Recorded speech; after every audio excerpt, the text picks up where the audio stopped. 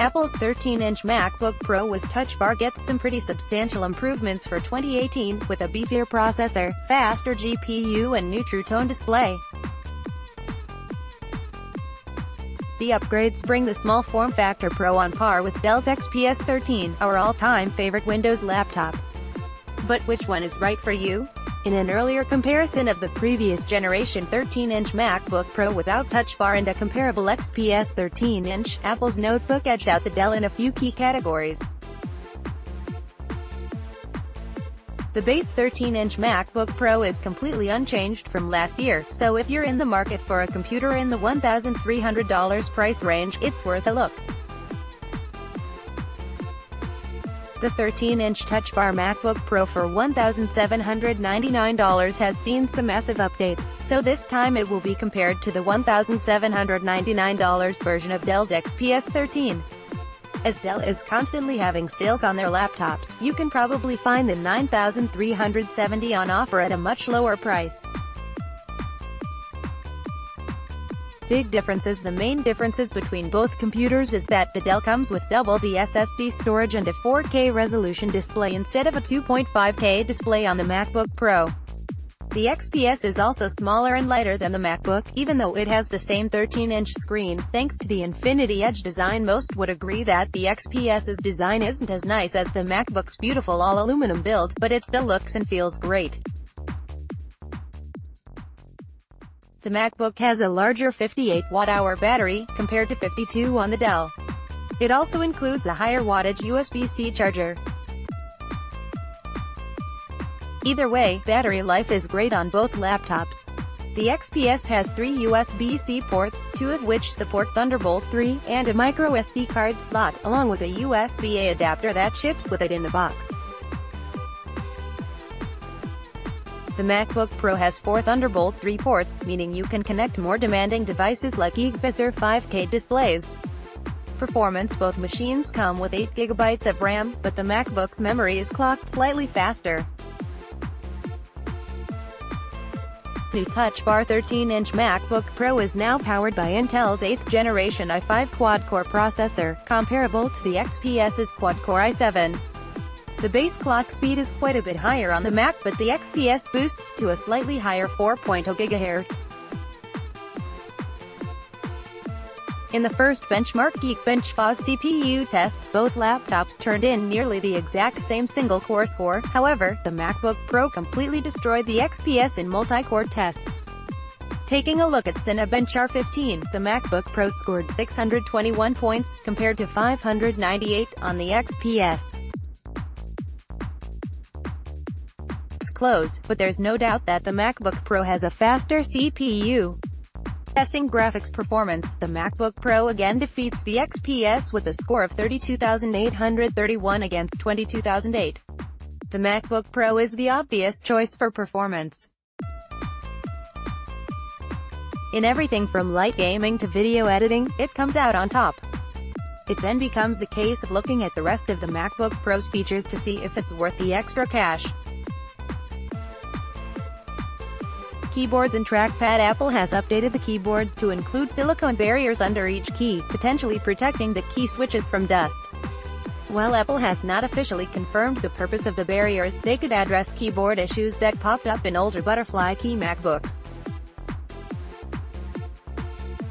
The XPS keys are fairly quiet with a good travel inequality feel, resulting in a keyboard we think most will prefer compared to Apple's minimal travel butterfly keys. The XPS's trackpad is likely one of the best for Windows laptops, but it's a huge step behind Apple's Force Touch trackpad, one that's twice as large and has perfectly even input no matter where you press. Feedback can also be adjusted to a user's preference, and honestly, nothing else compares. Audio, Touch Bar, and T2. In our previous comparison, the 13-inch base MacBook Pro's speakers blew the XPS out of the water. For 2018, the MacBook Pro's speakers have been updated with great improvements in the bass and mids. Volume on the XPS is good enough for most situations, but the sound quality is subpar and the speakers fire to the sides. The MacBook speakers face the user and are louder with much more bass, clean mids and crisper highs. The Touch Bar MacBook Pro obviously comes with the Touch Bar, but without wide third-party app support, its utility is very limited. MacBook also boasts a fingerprint scanner in Touch ID, a function mirrored by a generic scanner on the XPS. However, the Touch Bar model comes with Apple's T2 chip, which takes care of a bunch of system controllers so the CPU doesn't have to handle those tasks. The list includes automatic SSD encryption that doesn't slow down the SSD, previously one of the biggest drawbacks of encrypting Mac storage. The T2 chip also enables Hey Siri on the MacBook, and when Mac OS Mojave arrives this fall, it can be used to control your HomeKit devices. The Dell's almost bezel-less design is striking, but it also forces the webcam down next to the hinge. This makes for a very unflattering perspective that could be a deal-breaker for those who use the webcam often.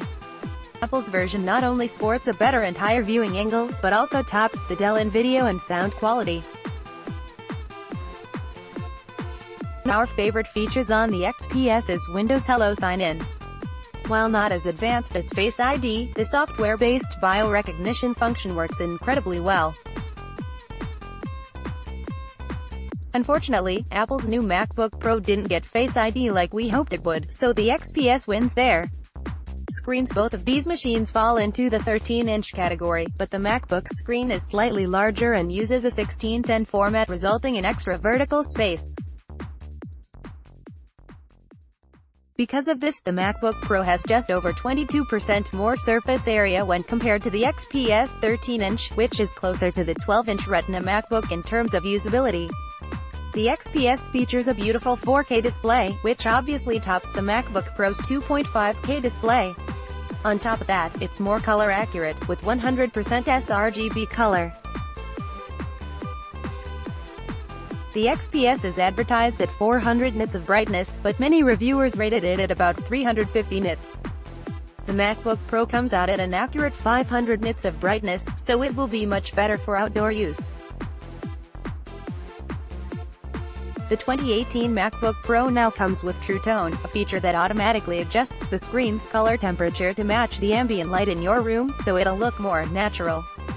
For anyone doing professional editing work that requires accurate color reproduction, switching True Tone on is a bad idea. Although the 4K display on the XPS is nice, it's ultimately going to affect battery life, and for a screen so small, 4K isn't as noticeable as it would be on a larger display. In summary, Dell has done a great job creating and updating the 13-inch XPS. Not only is it thinner, lighter, and smaller than Apple's latest 13-inch MacBook Pro, but it's got a better keyboard, better display, and better sign-on tech. However, the 2018 MacBook Pro is much more powerful, with a better trackpad, much better speakers, better camera, the dedicated T2 chip, True Tone display, and arguably better design. The choice you make will ultimately come down to what features you care about most. Although the operating system comes down to personal preference, almost everyone can admit that Windows 10 experiences a lot more issues and glitches compared to Mac OS, and to me, that's the most important factor of all. Where to buy the Dell XPS 13 9370 can be configured to your liking at Dell Home.